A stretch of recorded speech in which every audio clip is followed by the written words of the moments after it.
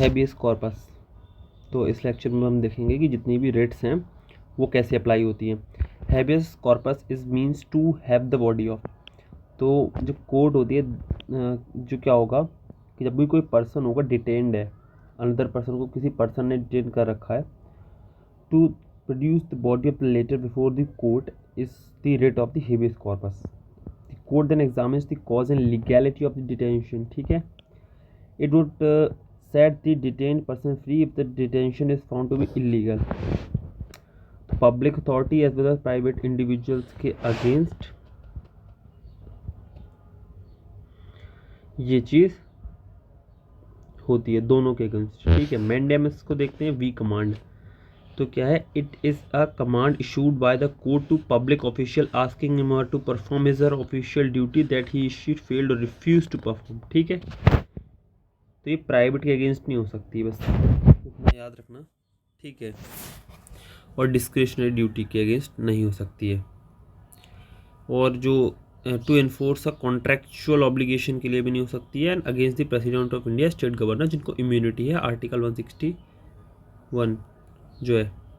फिर prohibition, prohibit करता है, forbid, issued by a higher court to a lower court or a tribunal to prevent the latter from exceeding its jurisdiction or usurping a power that is not or does not possess। ठीक है, तो इसमें भी आप देख सकते हैं कि ये इंडिविजुअल्स और एडमिनिस्ट्रेटिव बॉडीज़ के अगेंस्ट नहीं है।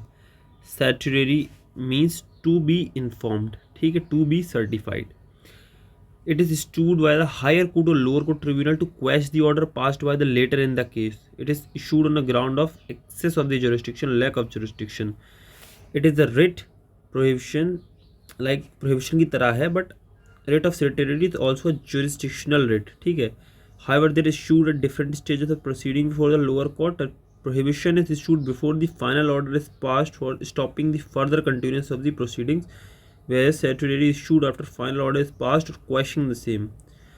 मतलब ये जुडिशियल कादी जुडिशियल बॉडीज के अगेंस्ट हो सकती है, प्राइवेट के अगेंस्ट नहीं। Quo warranto, by what authority or warrant, it is issued by court to inquire legality of the claim of person to a public office. ठीक है, तो ये उससे रिलेटेड है।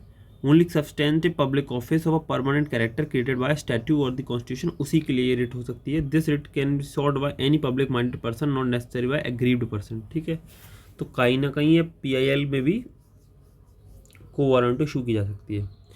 आर्म फोर्सेस एंड, तो ये आर्टिकल 33 उनसे रिलेटेड है कि उनको मतलब एक्ट में कुछ सीक्रेसी रखनी होती है, इसलिए उनके लिए है। Martial law and fundamental right, article 34 provide for restriction of fundamental right by martial law is in force in area with in the territory. Parliament to indemnify any government service or any person for act done by him in connection with the maintenance or the restoration of the order in an area where martial law is in force. Parliament can also validate any sentence passed, punishment inflicted, forfeited order or other act done under martial law in such area. ठीक है, concept of martial law has been borrowed in India from English common law. However, expression martial law has not been defined anywhere in the constitution. ये याद रखना है। ठीक है, it does imply the suspension of ordinary law and the government by the military tribunals। ठीक है, there is no specific or expressive provision in the constitution that authorizes the executive to declare martial law. However, it is implicit in article 34 under which martial law can be declared in any area within the territory. Martial law is imposed under extraordinary circumstances like war, invasion, insurrection, rebellion, any violent resistance वगैरह वगैरह। ठीक है, during the operation of martial law, the military authority are vested with abnormal power to take all necessary steps. They are impose restriction, regulation of the right of civilian, can punish civilian, even condemn them to death। देख रहे हो तो कितना power है। Emergency और martial law में difference पता होना चाहिए। It affect only fundamental right, it affect not only fundamental right, also centre state relation, distribution of revenue, ये सब भी करता है। It suspend the government and ordinary law code. It continue the government and ordinary law code. It is imposed to restore the breakdown of law or order due to any situation. It can be imposed on three grounds: war, external aggression, armed rebellion. It is imposed in a specific area. It is imposed either in a whole country or in a part of it. It has no specific provision in the constitution. It is implicit. It has a specific detailed provision. It is explicit. ठीक है, implicit है, कहीं define नहीं है। Declaration of martial law article 34 different from 352 difference दिए हैं। Effect देखो, effecting certain fundamental rights, article 35 lays down that power to make law to give effect to certain specific fundamental rights shall vest only in the parliament, not in the state legislature। ठीक है, this provision ensured that there is a uniformity throughout the India with regard to the nature of those fundamental right and punishment for their infringement in the direction 35। Power to make the law with respect to the following: prescribing residence condition for certain employee, तो ये है। empowering court other than Supreme Court, High Court for writs, restriction का fundamental right article 33 34 है। Parliament shall have an legislative state, मतलब legislature of the state shall not have a power to make law for prescribing punishment for those act that are declared to be an offences under fundamental right. ठीक है, तो कहीं ना कहीं मतलब parliament को empowering की बात है, अनटचेबिलिटी, ये सब इनको लेके लॉ क्या है, केवल पार्लियामेंट बनाएगी। ठीक है, for the parliament shall after the amendment of constitution make law for prescribing punishment for the above act, thus making obligatory on the part of parliament to enact such laws। ठीक है, obligatory हो जाता है ये parliament के लिए। any law in force at a commencement of constitution with respect to the any matter specified above is continued in a force until, जब तक हटाया नहीं जाएगा इनको लेके कोई भी लॉ, अगर पार्लियामेंट नहीं बनाता है हटाता है तब तक वो रहेंगे। Article 35 extends the competence of the parliament to the law matter specified even though some of those matter may fall within the sphere of state list। तो अगर इनसे रिलेटेड कोई भी लॉ स्टेट लिस्ट में है लेकिन उसको भी पार्लियामेंट ही बनाएगा। Present position of right to property is a legal right under 300A के अंदर। ठीक है, क्या है ना, अब है ना exception to fundamental right, saving of laws, providing acquisition of state. 31A के अंदर में क्या है, saves 5 category of law from being challenge on a contravention. ठीक है, तो आर्टिकल 14 एंड आर्टिकल 19 चले जाते हैं जब आर्टिकल 31 आ जाता है। तो ये लैंड रिफॉर्म्स के लिए हैं और फर्स्ट कॉन्स्टिट्यूशनल अमेंडमेंट से ऐड किया गया। Acquisition of related to the rights of the state, taking over management of property of state, amalgamation of corporation, extinguishment और modification right of the director, the share holder of corporation, extinguishment और the modification of the mining leases. ठीक है, does not immunize state from a judicial review unless it has been reserved for the president consideration and has received his consent। इसमें लिखा है कि article 31 does not immunize a state law from judicial review unless it has been reserved for the president's consideration as has received his her assent। ठीक है, तो जब तक immunise नहीं करता है, मतलब अगर ये हो चुका है कि प्रेसिडेंट की असेंट मिल गई है, कंसिडरेशन होकर असेंट मिल गई है, तब तक अगर नहीं हुआ ये तब तक तो इम्यूनाइज है ना, उसके बाद फिर वो नहीं करता है। This article also provide for a payment of compensation and market value की बात करता है। तो ये चीज़ आपको क्लियर हो गई होगी कि article 31 does not immunize the state law from judicial review unless it has been reserve for president consideration has received his consent. अगर प्रेसिडेंट की कंसेंट मिल गई है तो इम्यूनाइज हो जाएगा, वरना तब तक वो नहीं रहेगा। और validation of certain acts and regulation 31B की बात हो रही है, तो 9th शेड्यूल यहाँ पे ऐड कर दिया गया था, है ना। 9th शेड्यूल ऐड कब किया गया था आपको ये पता होना चाहिए, फर्स्ट कॉन्स्टिट्यूशनल अमेंडमेंट से। द एस्टेट इंक्लूड जागीर, इनाम, मुआफ़ी, ये सब वगैरह। ठीक है, 10 scope of 31B is wider than 31A, any of the fundamental rights को ये चैलेंज करता है। मतलब अगर कोई भी फंडामेंटल राइट वायलेट हो रहा है 31B के इम्प्लीमेंटेशन में, दैट इज़ डायरेक्टिव प्रिंसिपल्स को अगर स्टेट मतलब लेजिस्लेट कर रही है और उसमें अगर कोई फंडामेंटल राइट जा रहा है तो then it's okay. immunizes any law in 9th schedule from all the fundamental whether its law fall any category of 31। however in Kesavananda Bharati, लेकिन ये जो इनिशियल प्रोविजन था इसको केशवानंद भारती में सुप्रीम कोर्ट ने बोला कि ऐसा नहीं है। दिस वॉज देखो, however supreme court rule that act and regulation that are included in 9th schedule are open to challenge on the ground being violated. Blanket immunity तो यहाँ है नहीं। This was later clarified by Vaman Rao case 1980, wherein it held that various actions regulation included 9th schedule after 24th April 1973 judgment in Keswanand Bharti are valid only if they do not change the basic structure. Again in Iyer Coelho, the Supreme Court reaffirmed the above view in this case and court ruled that there could not be any blanket immunity from a judicial review of the law included in the 9th schedule. It held the judicial review is a basic feature of the basic structure of the constitution cannot be taken away putting a law under 90th schedule. Said that the law placed under 9th schedule after 24 April 1973 are open to challenge in the court if they violate fundamental right guaranteed under article 14, 15, 19 and 21 और basic structure of the constitution. ठीक है, originally 9th schedule में 13 acts regulation थे, but 282 अभी हो गए। Of this act and regulation of the state legislature deal with land reforms, abolition zamindari, that of the parliament, सब कुछ इसमें है। तो क्लैरिटी मिली होगी इस चीज़ को लेके कि 31B में क्या था कि अगर कोई भी फंडामेंटल राइट हमारा एब्यूज़ हो रहा है, लेकिन अगर वो 31B इम्प्लीमेंट होने में हेल्प कर रहा है, तो that should not be challenge in the any court. और जो 9th शेड्यूल में 31B में जो 9th शेड्यूल की बात की गई, जिसमें जो भी प्रोविजन रखा जाएगा वो ब्लैंकेट इम्यूनिटी उसको होगी, ये बात थी। पर केशवानंद भारती में सुप्रीम कोर्ट ने बोला कि ये ओपन है। फिर विमन राव केस में ये बोल दिया हाँ 9th schedule open to judicial review है। एंड फाइनली आयर कोहेलो में कह दिया कि कोई ब्लैंकेट इम्यूनिटी नाम की चीज़ नहीं होती है। आप जो भी लॉ रखेंगे उसको टेस्ट, उसका जुडिशियल रिव्यू किया जाएगा, वो एक टेस्ट होगा, टेस्ट ऑफ प्रोपोर्शनलिटी उस पर होगी। आपने जो लॉ बनाया है अगर वो प्रोपोर्शनल है और अगर वो किसी भी बेसिक स्ट्रक्चर को हमारे कॉन्स्टिट्यूशन का जो कि इवॉल्व होता जा रहा है, जो कि सुप्रीम कोर्ट द्वारा वेरियस एलिमेंट उसमें ऐड करे गए हैं, अगर उनको वो हार्म नहीं कर रहा है, then it's okay if it abridges the any of the right. But अगर वो बेसिक स्ट्रक्चर को हैम्पर कर रहा है या कॉन्स्टिट्यूशनल की डायमेंशंस को चेंज करने की कोशिश कर रहा है, that law should be invalid और should be declared void by the court. ठीक है, ये चीज़ क्लैरिफाई हो गई। और यूपीएससी ने 2022 के मेंस में आईआर कोहेलो के स्पेसिफिकली पूछा था, तो यहाँ से एक आप लिख सकते हैं उसका आंसर भी। फिर saving of the law giving effect to the certain directive principles. अब क्या है, कुछ लॉ है ना कि उनको सेव कर लिया गया क्योंकि वो डायरेक्टिव प्रिंसिपल्स को हमारे बेसिकली जो कर रहे हैं इम्प्लीमेंट इन्फोर्स करने की हेल्प कर रहे हैं, because they are not enforceable. So legislative enforcement is done, legislature makes the law on that and that is the main motive of them. तो अगर उनसे कोई फंडामेंटल राइट जा रहे हैं, article 31C inserted by 25th constitution 1971, no law that seeks to implement a socialist directive principle specified in 39B or C shall be void on the ground of contravention of 1419. No law containing a declaration that it is giving such policy shall be questioned any court that it does not give effect to such policy, है ना। In Keshavananda Bharat supreme court be unconstitutional invalid है, it is a basic structure hence can not be taken away, however provision was held.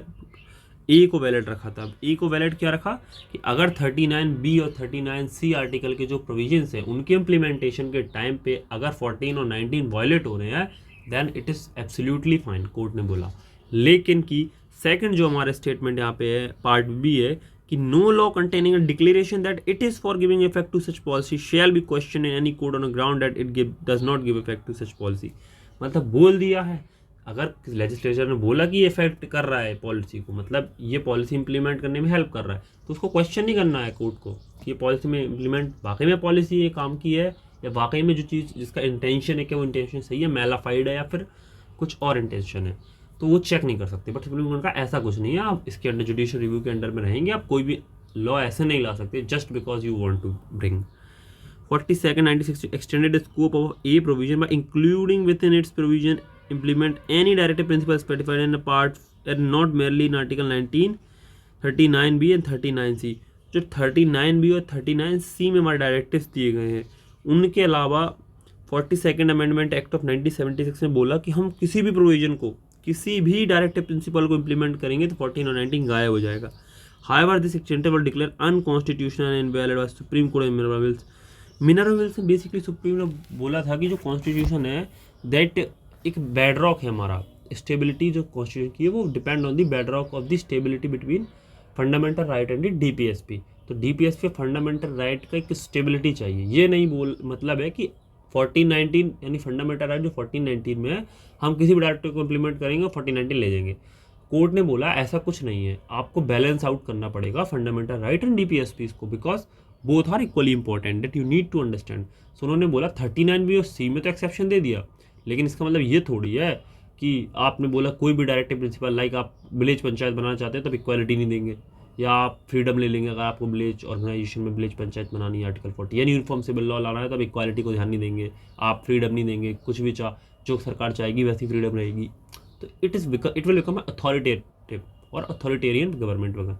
तो इसको रोकने के लिए article 31C does not immunize state from a judicial review unless it has been reserve for the president consideration and has received his assent. ठीक है, तो judicial review से नहीं बचेगा कोई भी लॉ 31C का, लेकिन अगर प्रेसिडेंट को कंसिडरेशन में चला गया और उसकी असेंट मिल गई है तब वो जुडिशियल रिव्यू से बच जाएगा, ठीक है, इम्यूनिटी उसको मिल जाएगी, ठीक है, ये चीज़ है। तो ये बहुत इंपॉर्टेंट, अगर वो लॉ बन गया, अगर वो लॉ पास होके बन गया, देन वो जुडिशियल रिव्यू से प्रोटेक्टेड है, ठीक है। लेकिन वही बात है कि सारे ही डायरेक्टिव के लिए नहीं है, केवल 39 ऑफ बी और 39 सी। तो आर्टिकल 31 का सब क्लॉज सी जो ऐड किया गया था उसमें बताया गया है कि 39 बी 39 सी के इम्प्लीमेंटेशन के लिए 14 और 19 कैन बी टेकन अवे, ठीक है। Criticism fundamental right, excessive limitations इन पे है, ठीक है। Limitation on fundamental right and limitation there on, no social and economic rights हैं, केवल पॉलिटिकल राइट्स है, consist of political rights.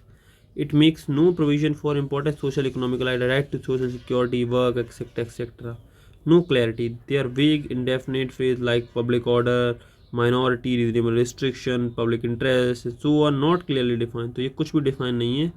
आइवर्ट ginning ने पैराडाइज फॉर लोअर कहा है कॉन्स्टिट्यूशन को, ये पहले भी पढ़ चुके हैं। No permanency,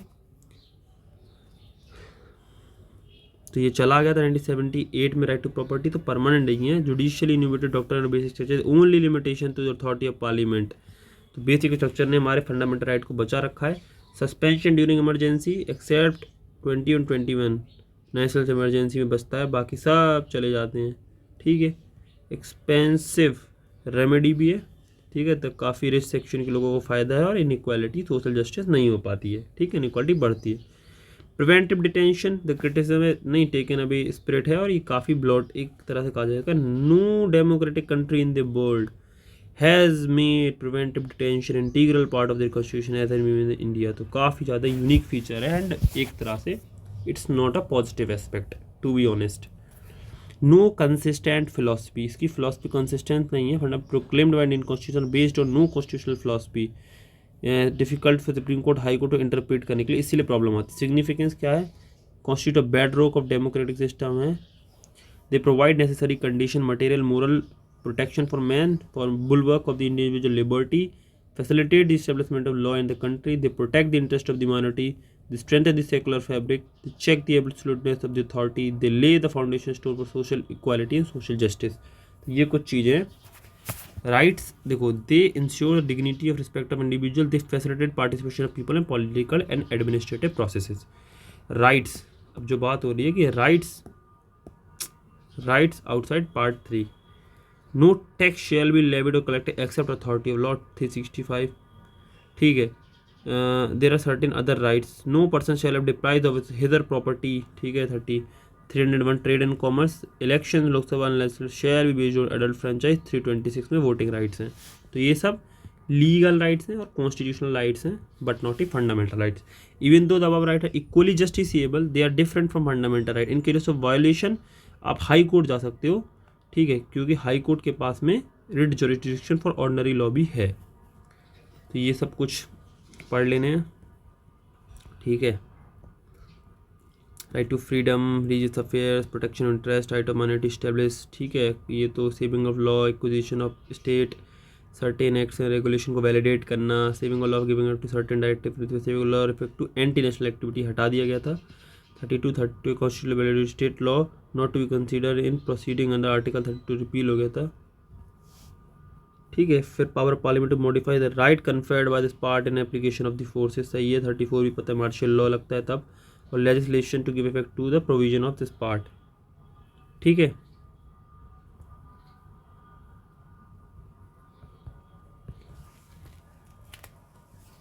now we have the directive principles of state policy, ठीक।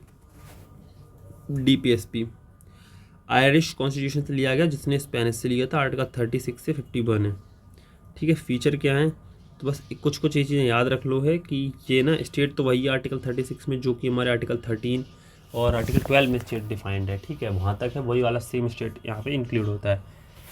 तो ये क्या है, देखो कुछ कुछ चीज़ें वैसे याद रख लो, आगे बढ़ते हैं। इंस्ट्रूमेंट ऑफ इंस्ट्रक्शन है, इंस्ट्रूमेंट ऑफ इंस्ट्रक्शन है, जो कि ब्रिटिश 1935 एक्ट में थे, कुछ उसी तरह है। ऑब्जेक्टिव रेजोल्यूशन से ड्राइव हुए हैं। इसमें 3 तरह की हम टाइप में डिवाइड कर देते हैं, कि हम कहते हैं कि कुछ सोशलिस्ट हैं, कुछ गांधीयन हैं, और कुछ लिबरल इंटेलेक्चुअल्स हैं, ठीक है। उनके मतलब उन थॉट्स पे बेस्ड ये 3 टाइप की हैं, और ये नॉन एन्फोर्सिएबल हैं, है ना, इन्फोर्सेबल हैं बाय द कोर्ट, ठीक है। तो लेजिस्लेचर को उनका ध्यान रखना पड़ेगा जब भी वो कोई लॉ बनाते हैं, ठीक है। तो ये हैं कुछ क्लासिफिकेशन सोशलिस्ट हो गई।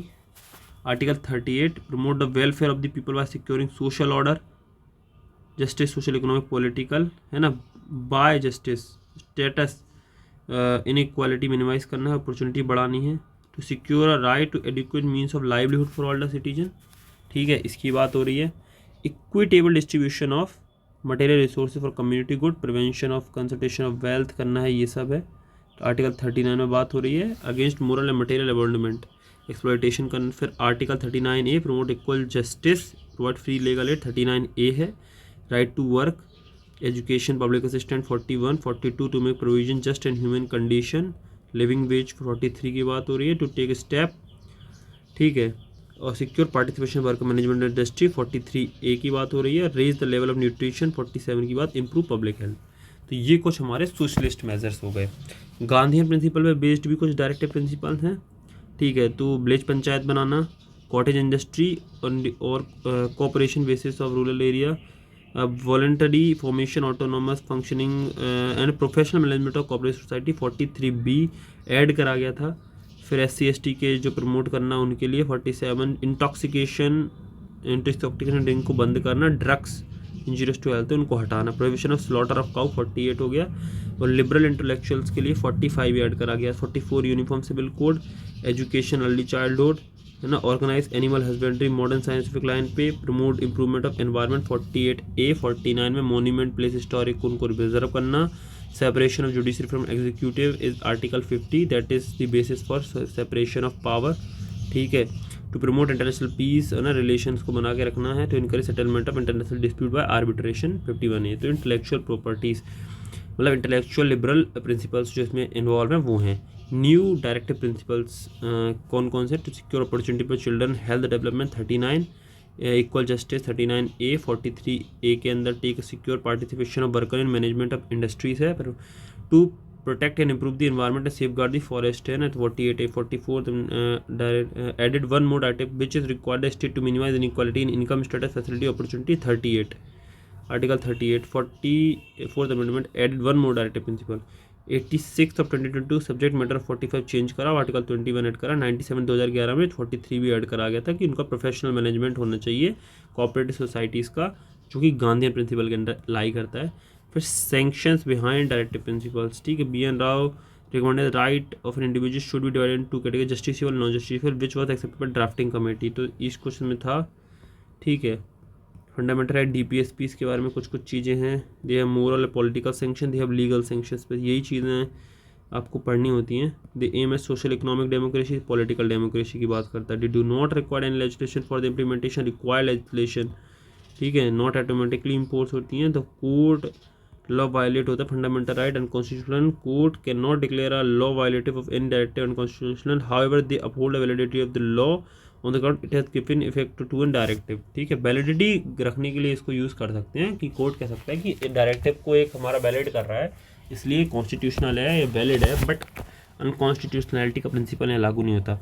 नो लीगल फोर्स है इसमें, इलॉजिकली अरेंज है, कॉन्स्टिट्यूशनल कन्फ्लिक्ट है, कंजर्वेटिव है, कुछ लोगों ने ये बोला है। यूटिलिटी ऑफ डायरेक्टिव प्रिंसिपल्स तो काफ़ी ज़्यादा हैं, मतलब directives our life giving provision for the constitution है, किसने बोला, LM सिंह भी साहब ने बोला था।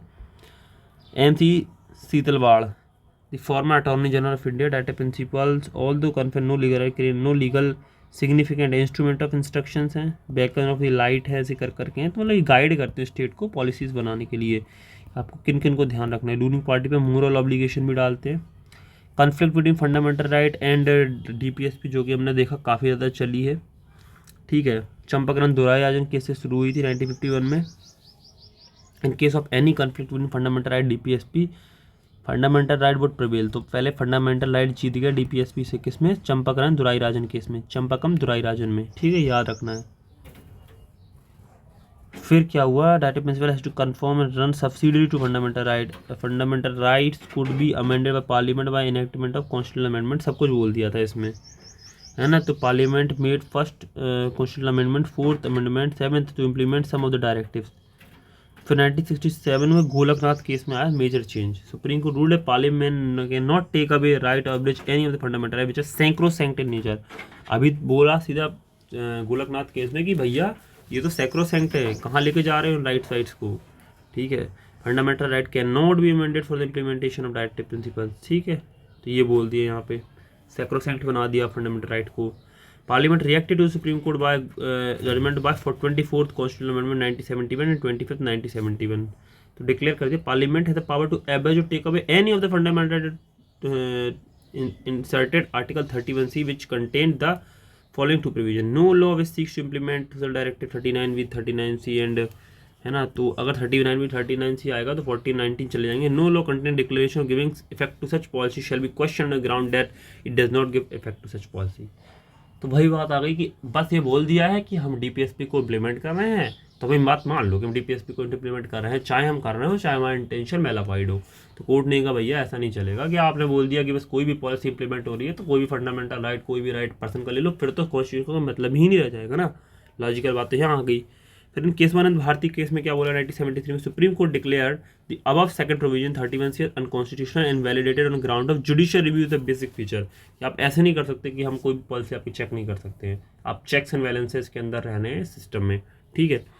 31C was held constitutional, first provision तो वैलिड रखती है, फिर later 42 1970 extended scope of first provision including within its protection any law to implement any of the directive principle and not merely those specified in 31। तो अब बोल रहे हैं कि 31B और 31C नहीं, हम किसी भी डायरेक्टिव को इम्प्लीमेंट करेंगे, हम 1419 पर ले जाएंगे। मैंने बोला ना ब्लेज पंचायत बनाएंगे, लेकिन हम इक्वालिटी का ध्यान नहीं रखेंगे ना आपकी फ्रीडम का ध्यान रखेंगे, हम अपने हिसाब से कुछ भी वहाँ पे अरेंज कर लेंगे। कोर्ट ने बोल दिया कि भैया डायरेक्टिव प्रिंसिपल्स को सुप्रीमेसी मिल गई है ना, primacy supremacy to directive principle over fundamental right है ना, कन्फर्ड बाय 1490 and 31। तो आप देख रहे हो कि मतलब उन्होंने बोला कि मैं कुछ भी डायरेक्टिव को इम्प्लीमेंट करूँगा, गवर्नमेंट बोलती है, और मैं सारे फंडामेंटल राइट लेके भाग जाऊँगा, 1419 आपको नहीं मिलेंगे, चल भाग यहाँ से, ठीक है, ये बोला। अरे कोर्ट ने बोला राम राम भाई सारे आने, तो अनकॉन्स्टिट्यूशनल करार कर दिया, ठीक है। मिनर्वा मिल्स केस में बोल दिया ना ना ना ना ना, ऐसा नहीं चलेगा, फंडामेंटल राइट्स को तुम इतना भी नहीं गिरा दोगे कि आप कभी भी किसी का फंडामेंटल बेसिक फंडामेंटल राइट लेके भाग जाओगे। तो it mean directive principle once again made subordinate to fundamental right, but the fundamental right conferred by 14 and 19 were accepted as subordinate to the directive principle of 39B और 39C। Further 31 property was omitted by 44th Amendment of 1978. Miller Mills 1980 Supreme Court also had Indian Constitution is founded on a bedrock of the balance between fundamental right and DPSP. They together constitute the core of the commitment to the social revolution. They are like the two wheel of the chariot. No one is less than the other. ठीक है, absolute primacy over one another disturb the harmony of the constitution between the two essential feature basic structure। the harmony and balance को भी उन्होंने, अब basic structure में क्या आ गया, balance between fundamental right and DPSP भी एक basic structure है। the goal set out by the directive principle has to be achieved without the abrogation of the means provided by the fundamental rights। तो fundamental rights के द्वारा जो means हैं है ना, उनको नहीं हटा सकते। गोल क्या है, directive principle, but means should not be the abrogation of fundamental rights। Therefore, the present position is fundamental and enjoys supremacy over directive principle, yet did not mean directive principle cannot be implemented। Parliament can amend the fundamental right for implementing directive principle so long as the amendment does not damage the basic structure की बात, ठीक है। तो ये पूरी कहानी यहाँ पे चली आती है। फिर इम्प्लीमेंटेशन ऑफ डायरेक्टिव प्रिंसिपल्स है ना, नीति आयोग का बनाना, फिर ये सब जो एबोलिशन ऑफ जमींदारी, कई सारे एक्ट्स बनाए गए, minimum wage act, payment of wage act, तो इन सबको इम्प्लीमेंट करने के लिए maternity benefit act, equal remuneration act, ठीक है, ये सब बात की गई है। वो वर्कर्स कंपनसेशन एक्ट है ना, women labour child labour prohibition act 1986 की बात की गई। लीगल सर्विस अथॉरिटी, ये देखो जो मना नालसा है, LSA है, नालसा है, इनको बना नेशनल लीगल सर्विस अथॉरिटी बनाई गई, लोक अदालत बनाई गई, ये सब किस, खादी विलेज इंडस्ट्री बनाई गई है, सब इम्प्लीमेंटेशन ऑफ आर्टिकल 40 के लिए। Community development programme 1952, hill area development, drought prone area development, ये सब सारा का सारा जो स्वरोजगार योजना है, वाइल्ड लाइफ प्रोटेक्शन एक्ट है, ये आर्टिकल 48A को इम्प्लीमेंट करने के लिए कहीं ना कहीं मतलब इन्फोर्स करा नहीं जा सकता ऑब्वियसली, बट लेजिस्लेशन के लिए है ना, लेजिस्लेशन द्वारा। फिर एग्रीकल्चर में 3DS सिस्टम की बात की गई है, फ्रीडम की पंचायती राज, SC/ST का इम्प्रूवमेंट 46 में जो बताया गया है, ठीक है ना। फिर 89 amendment act 2003 bifurcated this commission into 2 SC/ST की अलग हो गई थी कमीशन, ठीक है। 60 establish the national commission schedule caste schedule tribe बने थे 1990 में 65th अमेंडमेंट के साथ में, और 89th 2003 में अलग हो गए। फिर देखो ये देखो NCBC ये सब बने। फिर चाइल्ड राइट्स के लिए जो प्रोटेक्शन का वो 2007 में बना। 2018 में कॉन्स्टिट्यूशनल 102 कॉन्स्टिट्यूशनल अमेंडमेंट एक्ट से जो NCBC है उसको कॉन्स्टिट्यूशनल स्टेटस मिला। EWS के लिए 2019 क्रिमिनल प्रोसीजर 1973 है ना, separated judiciary from executive and public services, ये सब करा। फिर कलेक्टर इन सब की पावर को भी अलग करा गया, ठीक है। तो ये सब डायरेक्टिव आउटसाइड पार्ट 4 भी हैं। फिर एंशियंट मोन्यूमेंटल इन सब को बनाने का 1951 एक्ट है, प्लेसेस ऑफ वर्शिप एक्ट है, ठीक है। तो ये सब चीज़ें इसमें हैं। फिर डायरेक्टिव आउटसाइड दी पार्ट 4 के क्या क्या है, क्लेम ऑफ SC/ST सर्विसेज 335 में है। देखो the claim of member of the scheduled caste and scheduled tribe shall take into consideration consistency with maintenance of efficiency of administration and making the appointment to the services. However जो हमारी efficiency है वो define नहीं है। Instruction इन mother tongue के लिए 350A है, part 12 मतलब पार्ट हमारा 17 में जो लैंग्वेज का है, डेवलपमेंट ऑफ हिंदी लैंग्वेज है, तो पार्ट 17 में 351 है। 335 एफिशिएंसी है जिसमें इम्प्लीमेंट क्लेम ऑफ SC/ST जो सर्विसेज के लिए है, ठीक है। ये सब देखना है। फिर ये सब राइट्स हैं, ये तो फंडामेंटल, ये तो डायरेक्टिव प्रिंसिपल सारे के सारे हैं, तो इनको देख लेना। 48A इन्वायरमेंट का है, 49 प्रोटेक्शन ऑफ मोन्यूमेंट है, 48 है एग्रीकल्चर एनिमल हस्बेंड्री, 7 है duty to raise level of nutrition standard of public health, 46 educational interest ये सब बढ़ाने के लिए है। फंडामेंटल ड्यूटीज़ हैं। सो अब हम नेक्स्ट लेक्चर से फंडामेंटल ड्यूटीज़ कवर करने के सोच रहे हैं। तो फंडामेंटल ड्यूटीज़ बेसिकली देखिए, अगर देखा जाए तो हम इसको नेक्स्ट लेक्चर में अच्छे से कवर करेंगे। So this is all in this video. और हम अब फास्ट ट्रैक रिवीजन चल रहा है, जल्दी 1-2 दिन में ये पूरी बुक ख़त्म कर देंगे और मेन चीज़ें हम जो काम किए हैं उन्हीं को पढ़ेंगे, ठीक है। So thanks for watching this video, see you in the next video.